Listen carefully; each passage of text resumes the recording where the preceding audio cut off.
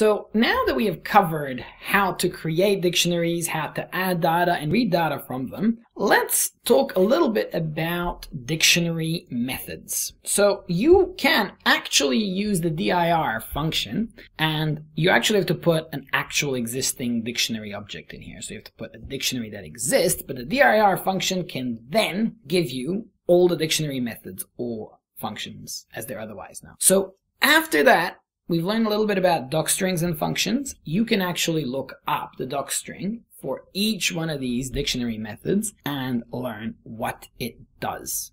So in the coding video that's going to follow this one, we are going to look at 6 different dictionary methods, use them in the program, and I will also show you how to look up the others simply in Python without need for an external reference, and you'll be given enough information to use those. So let's get started. In this video, we're going to be looking at dictionary methods, otherwise known as dictionary functions, and I have selected about 10 here that we are going to play with, and we're going to do so in the interactive shell. So I'm just going to click on the Python console, and I'm going to create these 2 elements. So one is a list, and the other is a dictionary. And then I'm going to do a number of operations. So just to test that scores, yeah, that works, and letters certainly does because I'm in. So let's play around and see how these guys work. So first things first, copy. So let's say we have a brand new variable, results equals to scores dot copy. So all of a sudden we have results. It's a total identical copy of scores. So that's how that method works. So the .update method actually, so in here, what you do is you put in a dictionary, or at least a key value pair in the curly braces. So let's just play around with this idea. So let's say we create a new dictionary, and let's say there's 2 items, right? We got A, 1, we can have B, and that can be 2.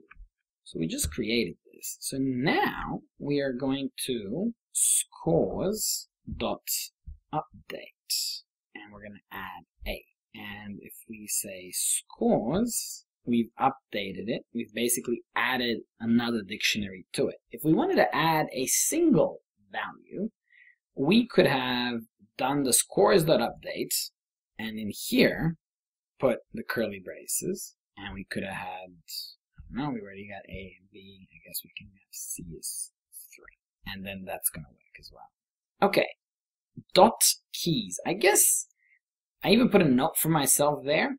So this is a good idea just to make dictionaries more readable. So if we just say scores dot keys, it kind of lets you know what to query. So we got Bob, Alice, Jim, A, B, and C. So those are the keys in the dictionary. So there is a way to actually create a dictionary from a list using the from keys method. So let's see what that looks like. So I'm just going to create a dictionary called letter, I don't know, letter something, letter X. And I'm going to simply type this, dot from keys, and enter a list value. So this is where we got letters. And once we've created that, you can basically check out what letter X is.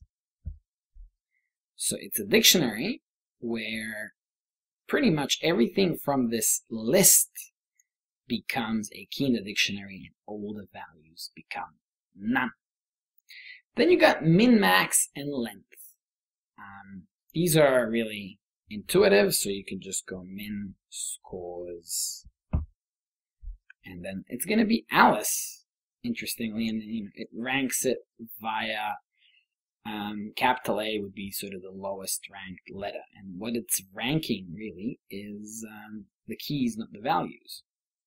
You can do max, and it's going to be C because it's sort of the lowest ranked letter on the ASCII list. But length basically is going to tell you how many items are in the dictionary, and then that's pretty useful and universal. So that's going to have 6. So here we go. As you can see here, Bob, Alice, Jim, A, B, and C. That is 6 items. So pop is a very, very cool method. Now, pop does a couple of things.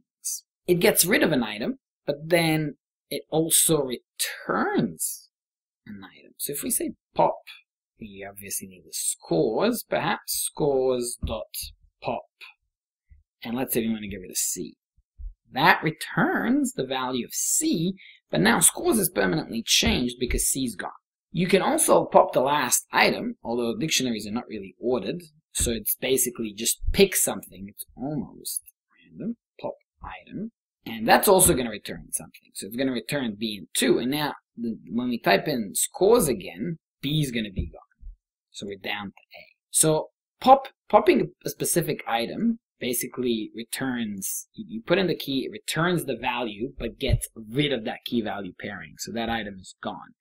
Pop item does the same thing pretty much for the last item. But remember, be very careful with that, because dictionaries are unordered, and while in this particular program it's just knocking them off the end, shuffle it around a bit and something else might happen. So finally, clear. That just gets rid of everything in the dictionary. And then all you have left is basically an empty dictionary. If we type in scores, boom, that is an empty dictionary. So just to recap, in this video, we looked at a number of methods that can be applied to dictionaries, and we use those to copy dictionaries, to update dictionaries, print out the keys, get particular values. We tested dictionaries with min, max, and length. We popped items, thus getting the value for a certain key and also getting rid of that item as a whole. And finally, we deleted everything in a dictionary using the clear method. So this is going to be a very brief video that's going to just cover how we can iterate through a dictionary using a for loop, how we can print both keys and values.